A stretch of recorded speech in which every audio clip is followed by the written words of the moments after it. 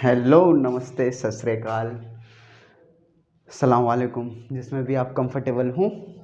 ठीक है, I am back Vivek Kumar from science Mantra, class 9th का चैप्टर नंबर 1 का साइंस सेकंड पार्ट लेकर आया हूँ। कल आधे पे छोड़ दिए थे, थोड़ा सा पढ़े, फिर हमने बोला कि सेकंड और थर्ड पार्ट या जो भी जितना भी पार्ट बनेगा कोशिश करेंगे जल्दी से जल्दी कवर अप करने की। मैं आज दूसरा पार्ट लेकर आया हूँ। ठीक है, दूसरा पार्ट लेकर आया हूँ। आइए ज़रा देखते हैं कहाँ पे छोड़ा था हमने। देखो, घर पे आप लोगों ने रिवाइज़ किया नहीं किया, पढ़ा नहीं पढ़ा, अब ये बात तो मैं नहीं जान सकता हूँ यहाँ से। बस इतना कहूँगा कि अरे भैया पढ़ के आया करो, पहला पार्ट पढ़ो फिर दूसरा पार्ट पढ़ो, तब पढ़ने में मज़ा है। ठीक है, एक ये नहीं कि दूसरा पार्ट डायरेक्ट पढ़ रहे हैं। देखो, मैं पूरा चैप्टर की एक एक टॉपिक्स को कवर करूँगा, है ना, कोई टॉपिक छोड़ूंगा नहीं। कोशिश करना आप भी कि जितना से जितना हो सके पहले फर्स्ट पार्ट देखें, फिर सेकंड पार्ट देखें, फिर थर्ड पार्ट देखें, तब जाकर आपको सारी चीज़ें ना सीक्वेंस में सब समझ में आ जाएगा, है ना। एक भी नंबर इधर उधर नहीं जाएगा। मैं छोटी छोटी चीज़ें को डिस्कस भी कर लूँगा, है ना। कल भी देखा आपने, हर एक टॉपिक को एक ग्राउंड लेवल पर ले जाकर आपको सिखाने की कोशिश की, है ना। ऐसे ही हम सब कुछ जो सीखेंगे वो कहाँ सीखेंगे, ग्राउंड लेवल पे सीखेंगे, है ना। छोटी छोटी बातें हैं, छोटी छोटी। अब ये रॉकेट साइंस तो है ना भैया अपन, है ना, रॉकेट साइंस नहीं है। आइए ज़रा आज हम टॉपिक स्टार्ट करते हैं। Can matter change it's state. Actually मैं एनसीईआरटी ने से लिखा है states matters can change it's state, है ना। मैंने उसी को थोड़ा सा क्वेश्चन में करके डाल दिया ताकि आपको समझ में भी आ जाए, राइट। तो क्या लिखा गया है, can matter change it's state. क्या मैटर अपनी स्टेट को चेंज कर सकता है? या ऑफ कोर्स, व्हाई नॉट, है ना। मैटर अपने स्टेट को क्या करता है, चेंज करता है। आपने देखा है आपके घर में पानी होता है, पानी के कितने स्टेट्स देखे आपने? 3 स्टेट्स देखे ना, है ना। कौन कौन से स्टेट देखा? सबसे पहले आपने एक आइस देखा होगा, जो कि एक सॉलिड स्टेट होता है, पानी से तो बना हुआ है। आपने एक लिक्विड स्टेट होगा जो आप रोज़ ग्लास में डाल के पीते हो, है ना, आपको जब प्यास लगती है तो लिक्विड स्टेट में होता है। एक होता है गैसियस स्टेट, वेपर। आपके घर में जब किचन में आप जाते हो तो आपने देखा होगा कि क्या उबल रहा है, पानी गर्म कर रहे हो किसी भी चीज़ के लिए, तो उसमें से स्टीम निकल रही होती है, भाप निकल रही होती है। मोमोज की दुकान पे जाते हो ना, मोमोज की शॉप पे जब आप देखोगे तो नीचे के स्टीमर लगा होता है ना, स्टीमर होता है, इसमें पानी बॉयल होता है और ऊपर मोमोज की बिल्कुल वो सजाए रहते हैं वो। तो नीचे क्या है, स्टीम ही तो बन रहा है, वाटर क्या बन रहा है, वेपर बन रहा है, गैस में तब्दील हो रहा है ना। तो उसी को हमने बोला कि मैटर अपने स्टेट को क्या करता है, चेंज करता है। ऐसे सिर्फ और सिर्फ यही नहीं होता है, काफ़ी सारी चीज़ें होती हैं, है ना। मिल्क ही ले लो आप, जो वो मिल्क केक खाते हो या फिर आप ये कहते हो तो पेड़े खाते हो, तो उसमें होता क्या है एग्जैक्टली, क्या होता है? वो सब होता वही है कि मिल्क लिया, मिल्क लिक्विड स्टेट में था, है ना। सॉलिड स्टेट में भी हो सकता था, फ्रीजर में रख दो सॉलिड स्टेट में हो जाएगा, है ना। उसे बाहर निकालो लिक्विड स्टेट में, उसको फिर खूब सारा बॉयल करो, उसमें से जितने भी वे वाटर है सारे वेपर्स निकल जाएंगे, मिल्क के जो पार्टिकल्स है वो रह जाएंगे, है ना। तो ये क्या है, ये मैटर, स्टेट्स ऑफ मैटर है ना, किसी भी मैटर के स्टेट्स हैं। आइए वजह समझते हैं। मैंने वही लिखा है, सॉलिड स्टेट में अगर वाटर को आप देखते हैं तो क्या है, सॉलिड स्टेट में वो आइस है, लिक्विड स्टेट में क्या है, वो वाटर है, और गैसेस स्टेट में क्या है, वो वाटर वेपर है। मैंने अभी यही बात बोली है आपको। आइए जरा आगे बढ़ते हैं। The change of state is because of the change in temperature. सबसे बड़ा सवाल कि मैटर जो है ना अपने स्टेट को चेंज ही क्यों कर रहा है, चेंज ही क्यों कर रहा है। फैक्ट है ना भाई, मैटर अपने स्टेट को चेंज ही क्यों कर रहा है। चेंज करने के काफ़ी सारे रीजंस होंगे होंगे ना, तो वही हम कह रहे हैं।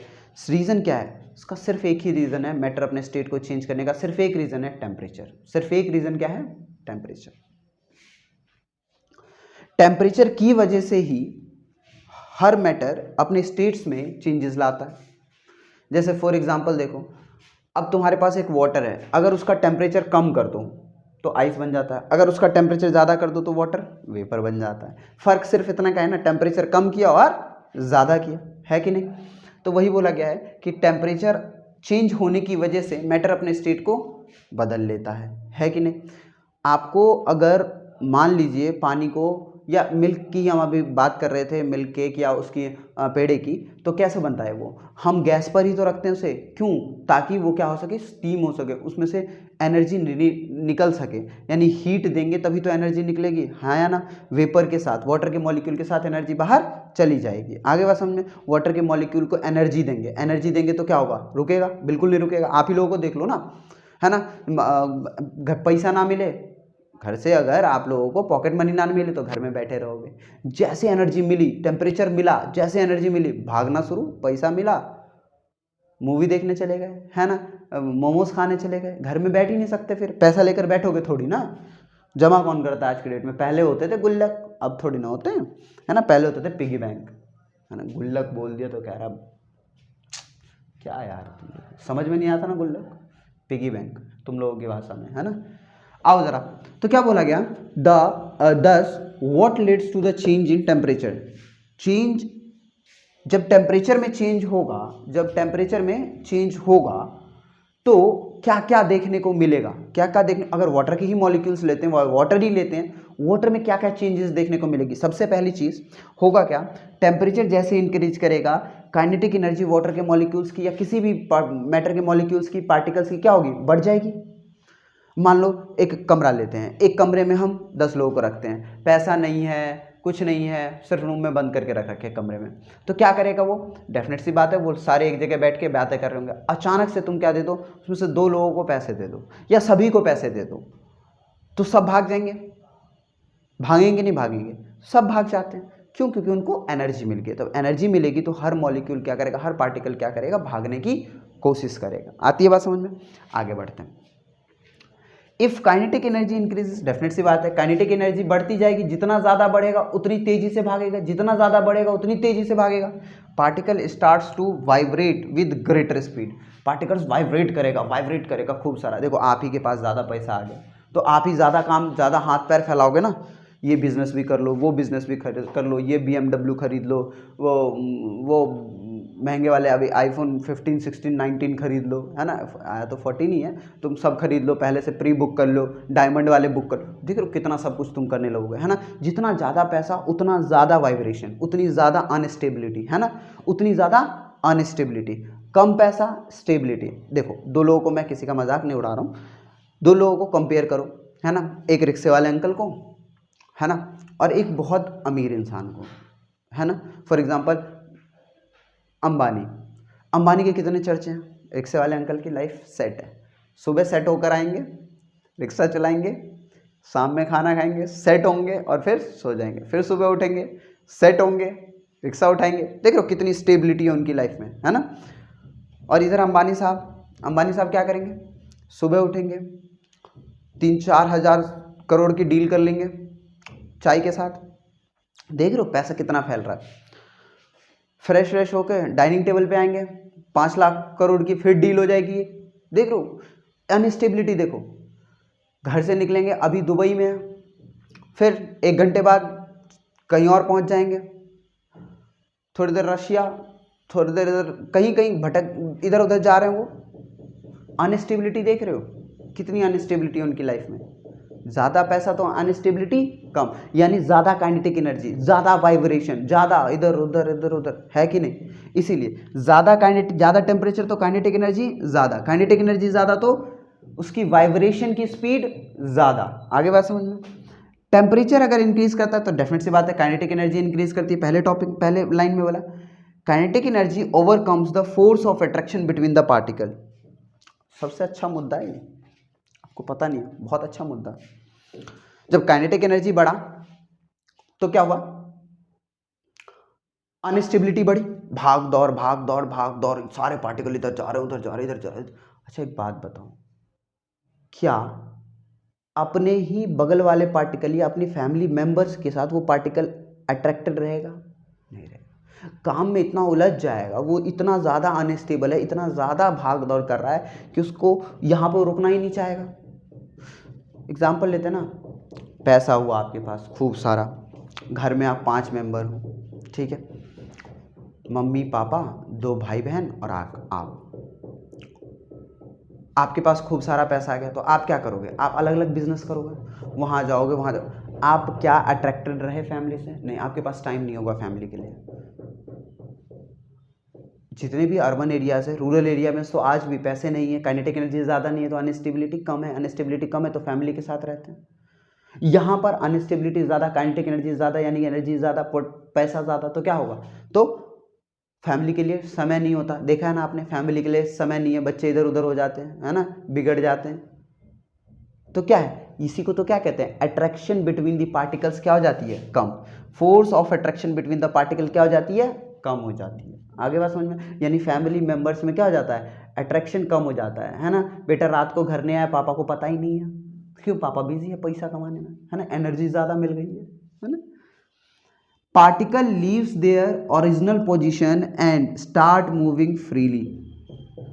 बोला था ना भाई, बोला था ना कि पैसा ज़्यादा, घर में रहना बंद, बाहर घूमना ज़्यादा, फ्री मूव करोगे, खूब सारा पैसा है, खूब एनर्जी है, खूब काइनेटिक एनर्जी है, भर भर के एनर्जी है, काइनेटिक एनर्जी तुम्हारे पास, थैला भर के पैसा, बोरियों में पैसा आता तुम्हारे घर में, बोरियों में पैसा आ रहा है तुम्हारी जेब में, रखने की जगह नहीं है तुम्हारे पास, क्या करोगे तुम? उड़ाओगे ना, इधर जा रहे हैं उधर जा रहे हैं, फ्रीली घूम रहे हैं, कोई रोकने वाला नहीं है फिर, है ना, कोई नहीं रोकेगा तुम्हारे पास। जन्नत मूवी देखी ना, जन्नत मूवी, उसके पास पैसा आ जाता, उसके पापा मम्मी क्या करते हैं? पापा मम्मी से बात ही नहीं करता, है ना, घूम रहा है फ्री, है ना, वही। उसके बाद अगर टेम्परेचर इंक्रीज होगा तो एक टाइम ऐसा आएगा, जब टेम्परेचर इंक्रीज होगा तो एक टाइम ऐसा आएगा कि उसका स्टेट चेंज होने लगेगा। जैसे कि सॉलिड की और लिक्विड गैस की बात करते हैं, तो सॉलिड को अगर हीट मिली तो वो मेल्ट हो जाएगा और क्या बन जाएगा? लिक्विड मिल जाएगा, बन जाएगा, हाँ या ना? लिक्विड बनेगा कि नहीं बनेगा? फ्रिज से निकाला आपने, फ्रिज में टेम्परेचर कम था, स्टेबल था, आराम से आइस बन के पार्टिकल एक जगह फिक्स थे। बाहर आया, बाहर का एटमॉस्फेरिक टेम्परेचर, बाहर की हवा टेम्परेचर बढ़ गया, काइनेटिक एनर्जी बढ़ गई, फटाफट थोड़े दूर में फैल गए, ले इतनी दूर में आइस क्यूब इतना सा मेल्ट हुआ तो इतने दूर में फैल गए। देख लो फ्री हो गए ना पार्टिकल, बड़े दूर में फैल गए ना, फ्रीली मूव कर रहे ना। अनस्टेबिलिटी बढ़ गई ना, अनस्टेबिलिटी मतलब ज़्यादा दूर में फैलना। पहले घर में रहते थे, अब पूरा गली मोहल्ला शहर पूरा घूम के आ रहे हैं, है कि नहीं? जब लिक्विड को हीट और मिली तो क्या बन जाएगा? गैसेस स्टेट में चला जाएगा। और गैसेस स्टेट के पार्टिकल्स तो आपको पता ही है, एक बार डिओड्रेंट लगाओ पूरे गली को पता चलता है, सब रेलिंग पे आ जाते हैं तुमको देखने के लिए, है कि नहीं? तो क्या हुआ? गैसेस पार्टिकल और फ्रीली मूव करेंगे। कल हमने पढ़ा था ना, गैसेस पार्टिकल के बीच में फोर्स ऑफ अट्रैक्शन होता ही नहीं, नेग्लिजिबल होता है, बहुत दूर दूर तक घूमते हैं, है ना। तो वही तो हो रहा है एग्जैक्टली। आइए नेक्स्ट टॉपिक। अब थोड़ा साइंटिफिक तरीके से सीखेंगे, अब थोड़ा मैथ सीखेंगे। केमिस्ट्री में क्या पढ़ा था हमने पढ़ा कि यूनिट ऑफ टेम्परेचर, टेम्परेचर के बारे में तो हमने पढ़ लिया, लेकिन टेम्परेचर की यूनिट क्या होती है? लॉजिक तो ये भी है ना भैया, टेम्परेचर की यूनिट क्या होती है, हम कैसे नापते हैं? जैसे आप लाने जाते हो तो कहते हो कि 2 मीटर दूध दे दो, 2 मीटर दूध लाने जाते हो, है ना, 2 मीटर दूध दे दो, मीटर 2 मीटर दूध लाने जाते हो? नहीं ना, क्या लाने जाते हो? 2 लीटर दूध लाने जाते हो। तो दूध की क्या है? एक यूनिट है ना, लिक्विड की एक यूनिट थी ना, क्या थी? लीटर। कपड़ा लाने जाते हो शर्ट पैंट सिलवाने के लिए, तो क्या करते हो? अंकल 2 लीटर कपड़ा दे दो ना, 2 लीटर कपड़ा चाहिए मेरे को, इस बाल्टी में भर के दे दो 2 लीटर कपड़ा। बोलते हो क्या? नहीं बोलते हो ना, क्या कहते हो? 2 मीटर, METR, मीटर कपड़ा दे दो, नाप ऐसे करके, है ना। तो मीटर क्या है? कपड़े की लेंथ की यूनिट है ना। ऐसे टेम्परेचर की भी यूनिट होती है, सेंटीमीटर, इंच, बहुत सारी यूनिट होती है। ऐसे टेम्परेचर की भी क्या होती है?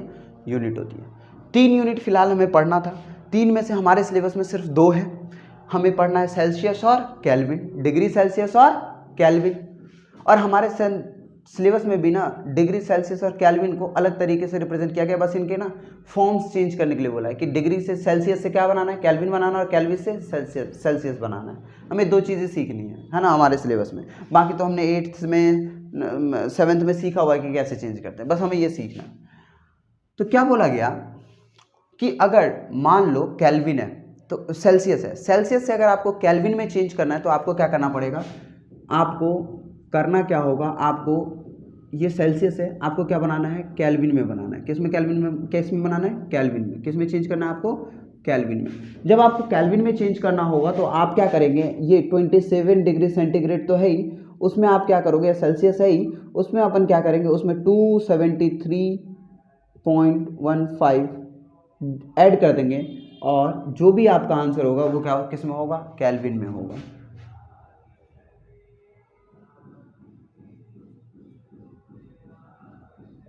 This is your answer, kelvin में। किस में भाई? केल्विन में। किस में चेंज हो गया? केल्विन में चेंज हो गया। किस में चेंज हो गया भाई?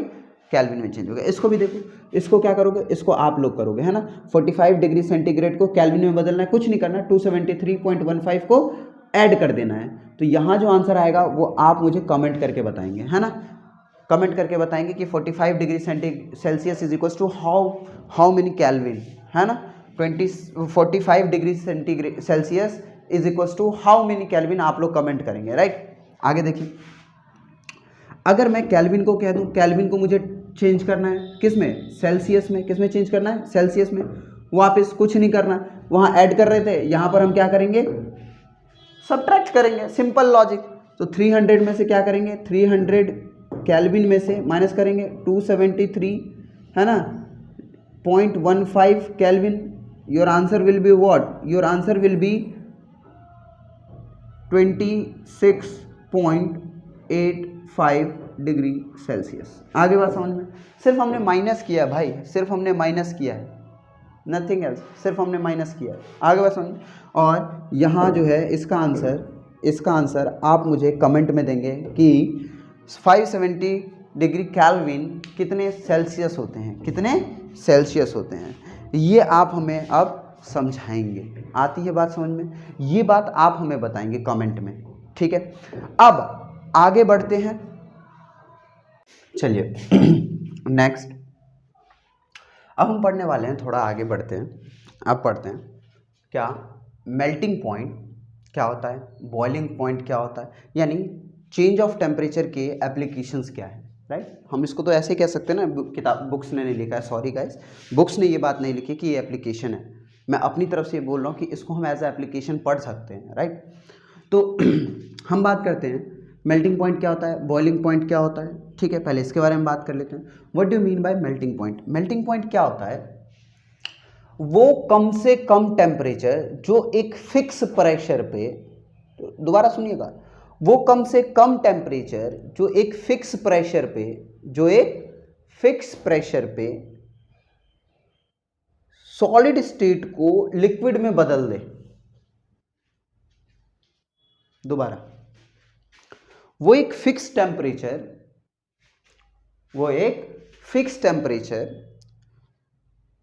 जो एक सॉलिड स्टेट को लिक्विड में बदल दे, एक सॉलिड स्टेट को लिक्विड में बदल दे एटमॉस्फेरिक प्रेशर पर, एटमॉस्फेरिक प्रेशर में रहते हैं, उसी को हम क्या कह देते हैं, मेल्टिंग पॉइंट कहते हैं। देखिए कितना क्या लिखा गया, the minimum temperature at which the solid melts to become a liquid at the atmospheric pressure is called melting point.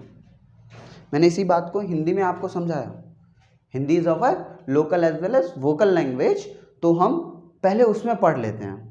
अपनी लैंग्वेज में अगर समझ में आ जाती है तो लिखना तो आता है आपको, इंग्लिश तो आती ही होगी है ना, आती क्या होगी, आती है, फर्राटेदार आती है ना, बेहतरीन बोलते हो आप, तो लिखना क्या है ना,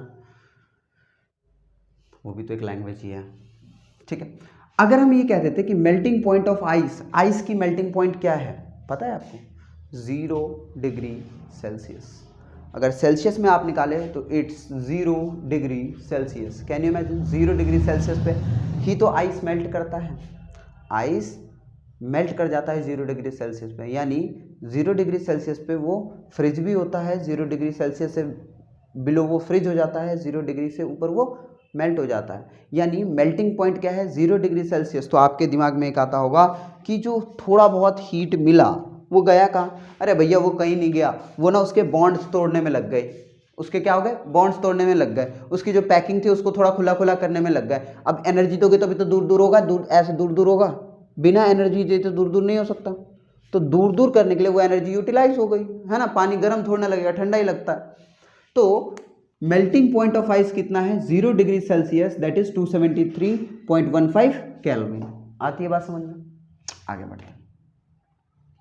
बॉइलिंग पॉइंट क्या होता है, next, what do you mean by boiling point. Boiling point मतलब एक ऐसा टेम्परेचर, मिनिमम टेम्परेचर जिस पर, या मैक्सिमम टेम्परेचर जिस पर कोई भी लिक्विड क्या करने लग जाए, बॉयल करने लग जाए एटमॉस्फेरिक प्रेशर के अंदर, एटमॉस्फेरिक प्रेशर के अंदर, that is called what, boiling point. उसी को हम क्या कह देते हैं, बॉइलिंग पॉइंट कह देते हैं। क्या कह देते हैं भाई, बॉइलिंग पॉइंट कह देते हैं। आगे समझ में, तो क्या है, the temperature at which a liquid starts boiling at the atmospheric pressure is known as boiling point. Water का बॉइलिंग पॉइंट 100 डिग्री सेल्सियस, कितना, 100 डिग्री सेल्सियस, और 100 डिग्री सेल्सियस को क्या करते हैं आप केल्विन में अगर चेंज करते हैं तो 273.15 केल्विन ऐड कर देते हैं, बात खत्म। ये तो अभी सीखा था हमने, आपको बोला भी था इधर, अभी जो मैंने अभी रब किया है वो आपको बोला भी था कि उसमें एक एक क्वेश्चन मैंने छोड़ दिए, वो आपको कमेंट में आंसर करने हैं, राइट, ठीक है, कमेंट में आंसर कीजिएगा।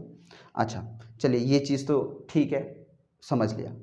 अब आता है मेन, जिस पर क्वेश्चंस बनते हैं, है ना, जिस पर क्या बनते हैं, क्वेश्चंस बनते हैं। होल्ड फॉर अ सेक। ठीक है भाई, ठीक है, ठीक है, इट्स वर्किंग, है ना, ओके ओके। चलिए, तो हम क्या बात करते हैं, हम बात करते हैं किसके बारे में, effect of change of pressure, change of pressure and temperature भी होना चाहिए था, यहाँ हेडिंग में एंड टेम्परेचर भी लिख देता हूँ, एंड टेम्परेचर यहाँ लिख दे रहा हूँ, अब छोटा सा एंड टेम्परेचर भी होना चाहिए मेरे हिसाब से ना, एंड टेम्परेचर।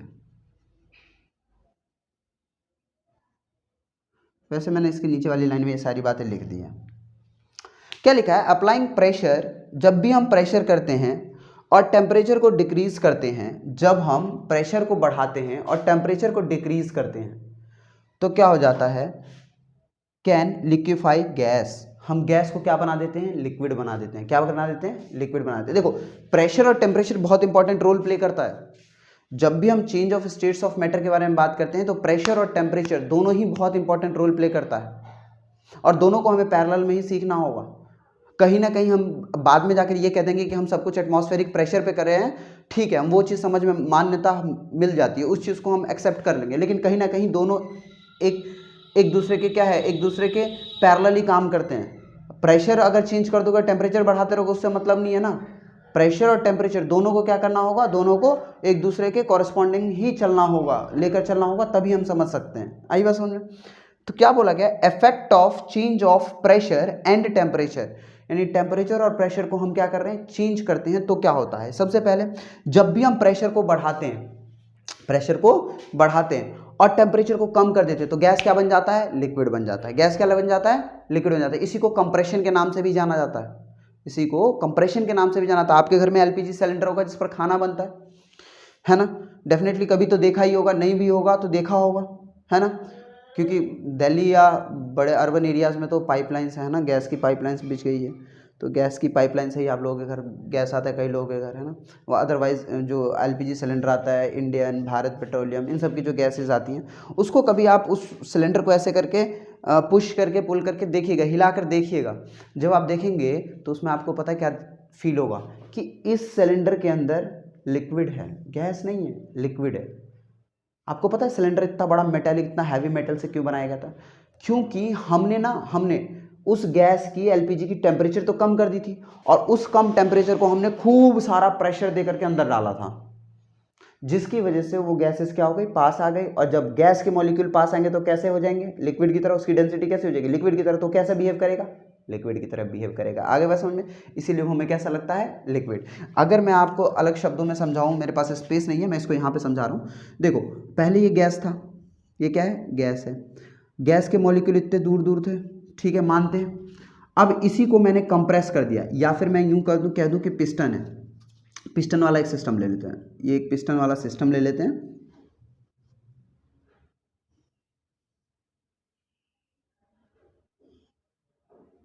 ये मूवेबल पिस्टन बना रहा हूँ मैं, क्या बना रहा हूँ, एक मूवेबल पिस्टन बना रहा हूँ। ये क्या है, पिस्टन है, ठीक है, ये पिस्टन है। और इसके अंदर गैस के मॉलिक्यूल है, 4-5 मॉलिक्यूल जो है सब गैस के मॉलिक्यूल है। देख रहे हो कितना दूर दूर है ना। अब जब मैंने इस पिस्टन पर प्रेशर लगाया, पी एक्सटर्नल, बहुत ज़्यादा प्रेशर लगाया, तो ये कैसा दिखने लग गया, ये कुछ इस तरीके से बिहेव करने लग जाएगा, इस तरीके का दिखने लग जाएगा।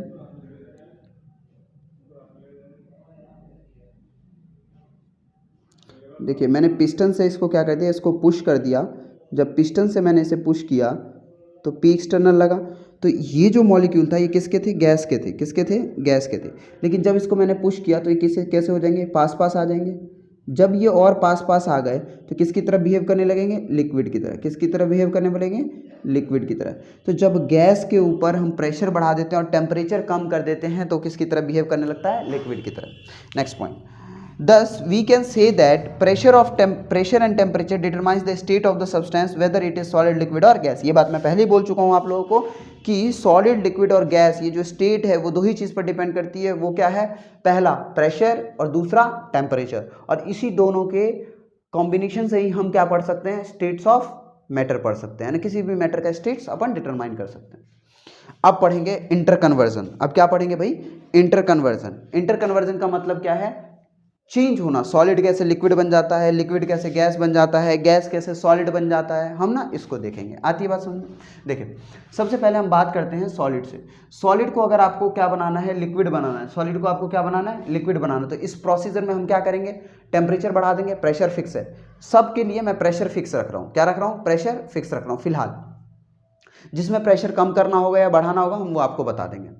जैसे ही मैंने सॉलिड को क्या किया? लिक्विड बनाने की कोशिश की, तो एटमॉस्फेरिक प्रेशर पर हमने हीट थोड़ी सी हीट दी, तो क्या हो गया? वो लिक्विड बन गया, मेल्ट कर गया। इस प्रोसेस को या तो हम मेल्टिंग कह देते हैं या फिर हम फ्यूजन कह देते हैं। ज़्यादा वर्ड्स जो बुक्स ने यूज़ किया है वो है फ्यूजन। क्या यूज़ किया है? फ्यूजन।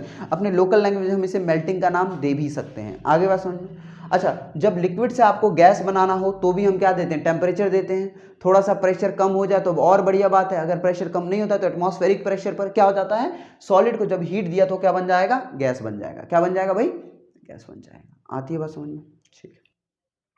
अच्छा, जब गैस को मैं और ज्यादा हीट देता हूं, और इस प्रोसेस को वेपोराइजेशन कहते हैं। लिक्विड को गैस देते हैं, लिक्विड को गैस बनाने के लिए जो हीट दिया और हीट देने के बाद जो लिक्विड गैस बनाए, this process is non vaporisation. ये हमारे लिए बहुत इंपॉर्टेंट है। इसी वेपोराइजेशन को एक और नाम से जाना जाता है इवेपोरेशन। इवेपोरेशन ऑफ लिक्विड, किसी भी लिक्विड का इवेपोरेशन, जो एक अपने आप में एक अच्छा टॉपिक है। हम अभी डिस्कस करेंगे, आज ये चैप्टर खत्म करना है कैसे भी, है ना। तो liquid change into gas, liquid change into gas. Liquid किस में बदल जाता है? गैस में बदल जाता है। आई बात समझ में? Liquid change into gas. अच्छा, अगर मैं ये कह दूं कि मैंने सॉलिड से तो लिक्विड बनाया था, अब मुझे लिक्विड से गैस सॉलिड बनाना है, तो सिंपल सी बात है, हम क्या कर देते हैं? हम फ्रीजिंग कर देते हैं, फ्रीजर में रख देते हैं। इसको दूसरे नाम से भी जाना था, दिस इज कॉल्ड सॉलिडिफिकेशन। इसको हम क्या कह देते हैं? सॉलिडिफिकेशन का नाम भी देते हैं, या फिर फ्रीजिंग अपने लोकल लैंग्वेज में। अच्छा, अभी हमने लिक्विड से गैस बनाया था, अगर मैं गैस से लिक्विड बनाऊं तो या तो अभी मैंने गैस से लिक्विड बनाना सीखा है, या तो कंप्रेशन कर दो, या तो क्या कर दो? कंप्रेशन कर दो, दबा दो, बहुत ज्यादा कंप्रेस कर दो, प्रेशर बढ़ा दो, या फिर उसे थोड़ा थोड़ा ठंडा करते जाओ, टेम्परेचर कम करके प्रेशर करो, प्रेशर लगाओ।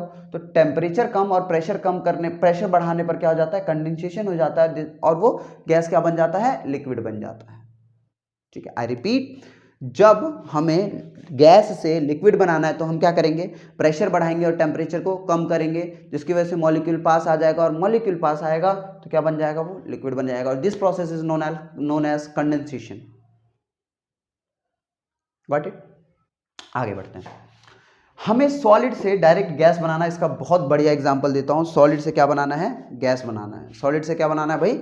गैस बनाना है। नेप्थलीन बॉल्स देखा होगा आप लोगों ने। Do you know naphthalene balls? जो किस में यूज़ किया जाता है? विंटर सीजन्स के बाद जो समर आने वाली होती है, तो आपके घर में ब्लैंकेट्स, आपके कपड़े, विंटर के सीजन्स के जितने भी कपड़े होते हैं, वो सब क्या किए जाते हैं? वॉश करके रखे जाते हैं। और जब रखे जाते हैं तो उसमें क्या डाल देते हैं? नेप्थलीन बॉल्स डाल देते हैं, ताकि वो नेप्थलीन बॉल्स जो होते हैं वो सॉलिड होते हैं। जब आप वापस अगले सीजन में निकालते हैं उसे, अगले विंटर सीजन में, तो नेप्थलीन बॉल्स नहीं मिलते हैं आपको। कहाँ चले गए? वो एक गैस में तब्दील हो गए, गैस बन गए। वो लिक्विड नहीं बनते, डायरेक्ट गैस में ट्रांसफॉर्म हो जाते हैं। तो नेप्थलीन बॉल्स सॉलिड से डायरेक्ट गैस बना। ऐसे ही एक और चीज़ होता है कैम्फर, कपूर। घर जाना, पूजा वूजा होने वाली होगी, तो जब पूजा वूजा होने वाली होगी तो क्या करोगे? आपकी मम्मी आपको पैसे देगी, जा बेटा कैम्फर ले आ, कपूर ले आ। तो आप कपूर लेने जाओगे आरती के लिए, तो 1-2 दिन पहले खरीद के सारा सामान रखते हैं। तो हमारे इंडियन कल्चर में, है ना, हमारी मम्मी सब 1-2 दिन पहले सारा सामान रख लेती हैं, है ना। अब की मम्मियाँ सब वो करती हैं ऑनलाइन ऑर्डर सारा, है ना। हमारे तो भाई पुराने ज़माने के सारे मम्मी हैं, है ना, हम लोग तो पहले ही 2-3 दिन पहले सारे पूजा पाठ के सारे सामान आ जाते हैं। तो कैम्फर मम्मी भूल जाती है, तो हम लाने जाते हैं। तो लाने गए और ला करके हम जनरली लाते हैं, और मम्मी को खुश करने के लिए हम क्या कहते हैं? मम्मी देखो, हमने इसकी पैकेट फाड़ के और फ्रिज पे मस्त अपना पूजे की जो थाली वाली है कहीं रखी हुई है, उस पर रख दिया हमने। जब अगले दिन उसी कैम्फर को आप इतना सारा कैम्फर लेकर आए थे, 10 रुपये, 15 रुपये, 20 रुपये का जितना भी अमाउंट था, मान लो आप उसकी कैम्फर की 10 टैबलेट्स लेकर आए थे। और 10 टैबलेट बिल्कुल बहुत अच्छे शेप में थी, है ना। अब लेकर आया उसे, उसकी जो रैपर थी वो आप हटा करके और रख दिया आपने। अगले दिन जब आप देखने जाओगे ना तो वो कैम्फर जो बहुत अच्छे शेप में था उसकी शेप चेंज हो गई, वो कम हो गया होगा। फिर मम्मी से आपकी जो कुटाई होगी कि आधे पैसे का लेकर आया, आधा पैसा खा गया, है ना, ये कैसा लेकर आया कैम्फर, है ना, गंदा कैम्फर। लेकिन आप तो अच्छा लेकर आए थे ना भाई।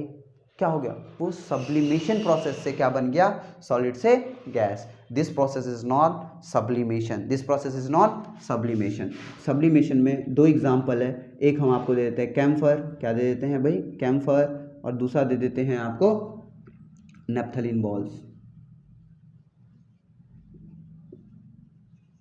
आगे बात समझ में, ये दो चीज़ें नेप्थलीन बॉल्स और कैम्फर, ठीक है, ये चीज़ याद रखेगा।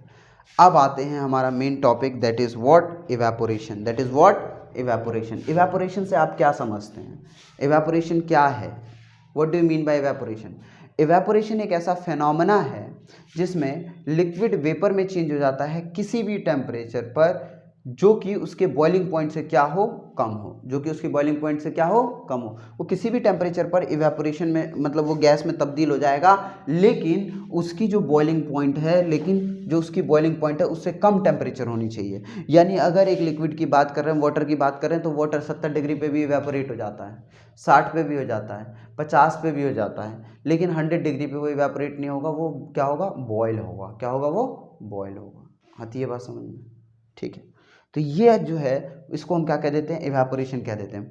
अब इवेपोरेशन का जो टॉपिक है, फैक्टर्स इफेक्टिंग इवेपोरेशन, ये ज़रा इंटरेस्टिंग है, अपने आप में एक बहुत अच्छा टॉपिक है, बहुत मतलब मज़ेदार टॉपिक है, और वो आपको ऐसे रियल लाइफ का एक्सपीरियंस देखने को मिलेगा। रियल लाइफ में लेकर आपको चलेंगे, रियल लाइफ को आपको एक्सपीरियंस करा के देंगे, है ना, कि फैक्टर्स अफेक्टिंग इवेपोरेशन होता क्या है, मतलब इवेपोरेशन किस किस फैक्टर्स पर डिपेंड करेगा, कैसे इवेपोरेशन को हम बढ़ा सकते हैं, कैसे इवेपोरेशन को हम कम कर सकते हैं। आपकी रियल लाइफ में आपके मदर, आपके पेरेंट्स, आपके आस पड़ोस में आप ज़रूर इन सारी चीज़ों को देखते होंगे, जिसका एक नमूना पहले दे देते हैं, उसके बाद बाकी हम इसको रब करके अभी आपको हम इधर लिख करके देंगे, इधर हम आपको समझाएंगे। पहले एक फैक्टर समझ लीजिए, क्या है, एन इंक्रीज, अगर आपको इवेपोरेशन का रेट बढ़ाना है, रेट मतलब कि जल्दी जल्दी इवेपोरेशन करानी है, तो आपको क्या करना होगा, आपको कुछ चीज़ें हम बताएंगे कि इवेपोरेशन ज़्यादा कैसे हो जाती है, बहुत जल्दी इवेपोरेशन कैसे हो जाएगी, बहुत जल्दी अब वाटर के मॉलिक्यूल्स कैसे उड़ जाएंगे, उन सब के कारण होते हैं, उन सब के कारण क्या क्या है, कैसे होंगे, कौन कौन से तरीके अपनाए जा सकते हैं। उसमें सबसे पहला तरीका है an increase of surface area, यानी सरफेस एरिया बढ़ेगा तो इवेपोरेशन भी बढ़ेगी। एग्जाम्पल देखिए फटाफट। आपके घर में कपड़े धोए गए, कपड़ों को जल्दी से जल्दी सुखाना है, तो आप क्या करेंगे, उसको इस तरीके से निचोड़ के एक जगह रख देंगे या उसको फैला कर रखेंगे, कमेंट करना है ना। तो जब आप उसे फैला कर रखेंगे तो जल्दी सूखेगा, या ऐसे कंप्रेस करके एक जगह रख देंगे, ऐसे फोल्ड करके, तब ज़्यादा सूखेगा। देखिए मेरे पास ये मेरा बोर्ड साफ़ करता हूँ इसमें, तो वो कपड़ा है ना, कोई फालतू कमेंट नहीं करेगा इस पर, ये कपड़ा वो कपड़ा, देखो ज़रा। अब मैं इसको ऐसे रखूँगा भिगाने के बाद, या मैं ऐसे करके रख दूँगा, तब सूखेगा। डेफिनेट सी बात है, आप लोग भी इतना कॉमन सेंस लगाते ही हैं और इंटेलिजेंट है बाकायदा। तो ये ऐसे रख कर ऐसे करके हैंग कर दूंगा तो जल्दी सूख जाएगा। सूखेगा नहीं सूखेगा, क्योंकि इसका सरफेस एरिया बढ़ गया, अगर सरफेस एरिया नहीं बढ़ा होता, इसको ऐसे करके कंप्रेस करके रख देते, तो ये अच्छा जल्दी नहीं सूखता ना, क्योंकि इसका सरफेस एरिया नहीं। अगर सरफेस एरिया ज़्यादा तो इवेपोरेशन ज़्यादा, पानी के मॉलिक्यूल जल्दी जल्दी इवेपोरेट हो जाएंगे, तो ये जल्दी सूख जाएगा। ठीक है, नेक्स्ट जो है वो हम इस वाले साइड पे करते हैं। अभी मैं रब करके इस पे लिखता हूँ। हाँ, तो हमने अब तक क्या समझा हमने समझा कि फैक्टर्स अफेक्टिंग इवेपोरेशन में हमने अभी ए समझ लिया था, अब ये मैंने दोबारा लिखा है, अब बी से समझते हैं, बाकी चैप्टर तो अब यहीं एंड करेंगे हम। तो हमने फैक्टर्स अफेक्टिंग इवेपोरेशन में सबसे पहले क्या बोला, हमने बोला rate of evaporation increases with, यानी इवेपोरेशन का जो रेट है वो इंक्रीज कर जाता है किस चीज़ पर, कैसे हम रेट ऑफ इवेपोरेशन इंक्रीज कर सकते हैं। तो सबसे पहला था इंक्रीज इन सरफेस एरिया, कपड़े को ऐसे करके फोल्ड करके रख दो, और गीला कपड़ा हो तो ज़्यादा टाइम लगता है सूखने में, और ऐसे सरफेस एरिया बढ़ा दो और तब उसे सुखाओ तो बहुत ही कम टाइम में सूख जाता है। यानी अगर इवेपोरेशन बढ़ाना है तो सरफेस एरिया को बढ़ाना होगा। ये दोनों एक दूसरे के क्या होते हैं, डायरेक्टली प्रोपोर्शनल होते हैं। आती है बात समझ में? आइए जरा बी पोर्शन पे बात करते हैं, दूसरा जो फैक्टर है उस पर बात करते हैं। एंड इंक्रीज ऑफ टेम्परेचर, यानी अगर हम क्या करते हैं, टेम्परेचर को इंक्रीज करते हैं। किसको इंक्रीज करते हैं सर? टेम्परेचर को इंक्रीज करते हैं। किसको इंक्रीज करते हैं सर? टेम्परेचर को, है ना। अब देखो ये भी हम कपड़ा ही सुखाएंगे। मैंने क्या बोला था आपको कि आपकी घरेलू जिंदगी, आपकी लाइफ से बिल्कुल कोरिलेट करेंगे हम इस बात को, है ना। बिल्कुल इवेपोरेशन आपकी लाइफ में होता है ना। बिल्कुल आपकी लाइफ में, हमारी लाइफ में, सबकी लाइफ में होता है। हमने दूसरा क्या बोला? An increase of temperature. हम टेम्परेचर को क्या करेंगे? इंक्रीज। अब एक बात बताओ, कब कपड़ा जल्दी सूखेगा? जब ज्यादा धूप होती है तब, या कम धूप होती है तब? कमेंट करके बताना। जब ज्यादा धूप होती है तब कि कम धूप होती है तब? अरे भैया जब ज्यादा धूप होगी तभी तो कपड़ा जल्दी सूखेगा, यानी जब ज्यादा टेम्परेचर होगा तभी तो कपड़ा ज्यादा सूखेगा, है कि नहीं? ज्यादा धूप ज्यादा कपड़ा सूखेगा, जल्दी कपड़ा सूखेगा। यानी रेट मतलब टाइम। तो इवेपोरेशन ज्यादा हो जाएगा कब? जब टेम्परेचर ज्यादा हो जाएगा, यानी ज्यादा धूप। जब टेम्परेचर बढ़ा तो इवेपोरेशन के रेट भी बढ़ गए। ठीक है सर, आगे। अ डिक्रीज इन ह्यूमिडिटी, पहले तो इस वर्ड ह्यूमिडिटी को समझिए, है ना। आप लोग कहते हैं कि ह्यूमिडिटी बढ़ा हुआ है भाई सीजन में, है ना। आप लोग बोलते भी हैं, जब गर्मियाँ हो जाती है तो कहेंगे सर ह्यूमिडिटी ज़्यादा है, ठंडी में ह्यूमिडिटी ज़्यादा है, वैसे तो टेम्परेचर कम है, ह्यूमिडिटी ज़्यादा। कभी वेदर देखिएगा तो क्या लिखा था कि उसमें लिखा था कि ह्यूमिडिटी इतना परसेंट, और ह्यूमिडिटी 50%, 60%, और जो टेम्परेचर है वो दिखाएगा 33%, 34%। तो ये what do you mean by humidity? Humidity मतलब क्या होता है? मेन फैक्टर ह्यूमिडिटी का मतलब होता है कितना वाटर वेपर प्रेजेंट है आपके एयर में, आपके एटमॉस्फेयर में कितना वाटर वेपर प्रेजेंट है। वो क्या करते हैं, एक सेंटीमीटर क्यूब या 1 mm क्यूब क्या करते हैं, एयर लेते हैं, उसमें देखते हैं कितना % ह्यूमिडिटी है, तो वो बता देते हैं एटमॉस्फेयर में भी ऐसा ही है भैया, आपके एयर में भी ऐसा ही है ना।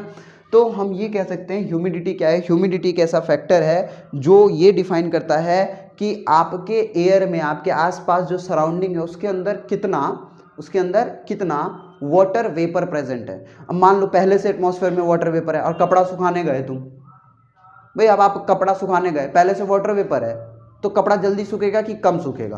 पहले से वाटर वेपर है, इसको इवेपोरेट होने में समय लगेगा कि नहीं लगेगा?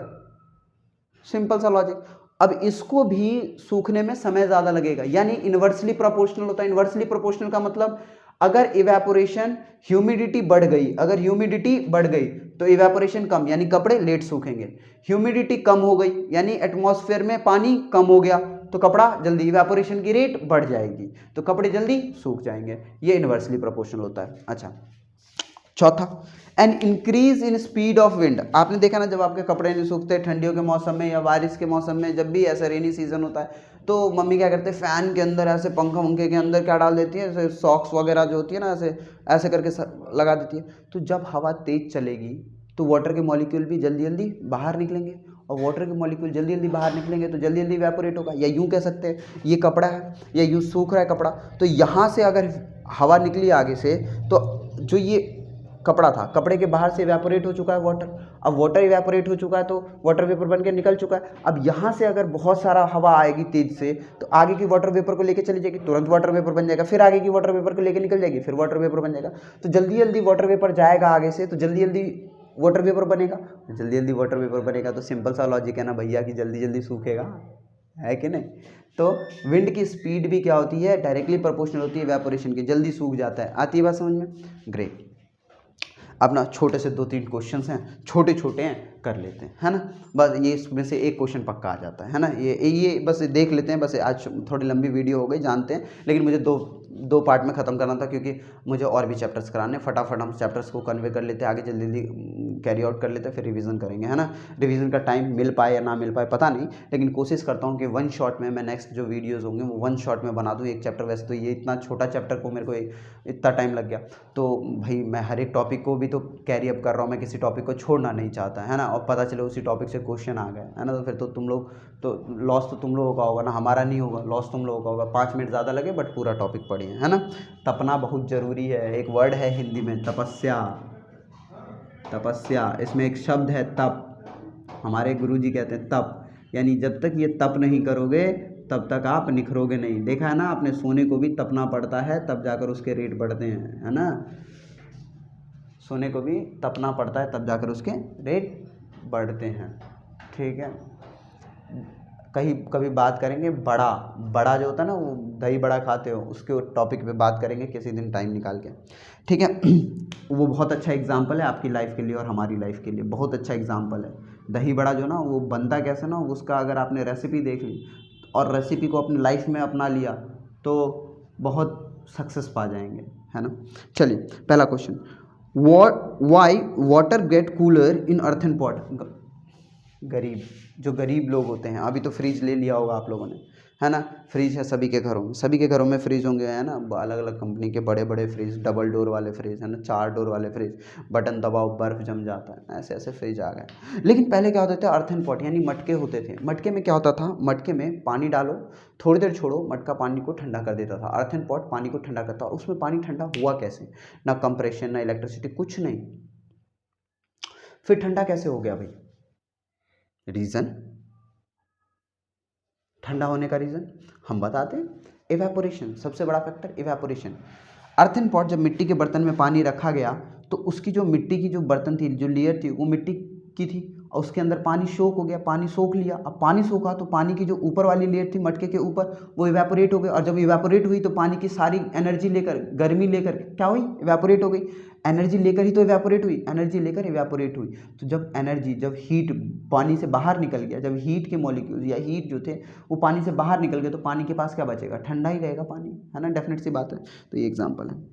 How does evaporation cause cooling. Evaporation cooling कैसे करता है, आपको पसीना आता है, आपने देखा होगा जब पसीना आता है तो पसीना जब आता है तो हमें ठंडी सी, मतलब हमारी गर्मी हमारी बॉडी से बाहर निकल जाती है, ऐसा कहते हैं। तो वो भी कहना भी ठीक है भाई, क्योंकि हमारी बॉडी को गर्म लगता है तभी पसीना आता है, और पसीना फिर बाहर निकल जाता है, इवेपोरेट हो जाता है, सूख जाता है। कैसे होता है ये, हमारी बॉडी गर्म हुई, हमें गर्मी लगी, हमारी बॉडी ने पानी हमारी बॉडी ने स्वेटिंग कर दी। स्वेटिंग क्यों करी हमारी बॉडी ने, स्वेटिंग इसलिए करी ताकि जो वाटर के सरफेस जो स्वेट है वो क्या करे, वो इवेपोरेट हो। जब वो इवेपोरेट होंगे तो हमारी बॉडी का टेम्परेचर मेंटेन रहेगा। इवेपोरेट होंगे तो क्या होगा, वाटर के मॉलिक्यूल्स, वही जैसे अर्थन पॉट में होता, वाटर के मॉलिक्यूल्स पानी को लेकर के, वाटर जो हमारा स्वेट है, स्वेट क्या है, वाटर है उसके अंदर, वाटर जो है वो क्या करेगा, इवेपोरेट होगा। जब इवेपोरेट होगा तो हमारी बॉडी की हीट को लेकर इवेपोरेट होगा, हाँ या ना, एनर्जी को लेकर जाएगा, तो हमें क्या फील होगी, ठंडक। Why should we wear cotton clothes in summer.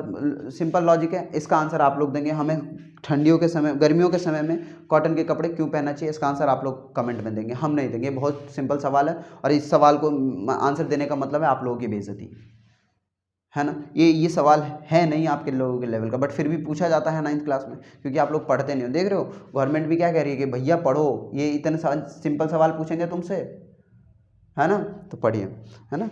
तो पढ़िए, खुश रहिए, और थोड़ा पेपर की तैयारी कर लेते हैं, बाकी बातें बाद में करेंगे। एक क्लास लेंगे जिसमें सिर्फ और सिर्फ अपन क्या पढ़ेंगे, तपस्या क्या होती है, दही बड़े कैसे बड़े कैसे बनते हैं, है ना, वो जो साउथ में खाए जाते हैं वो।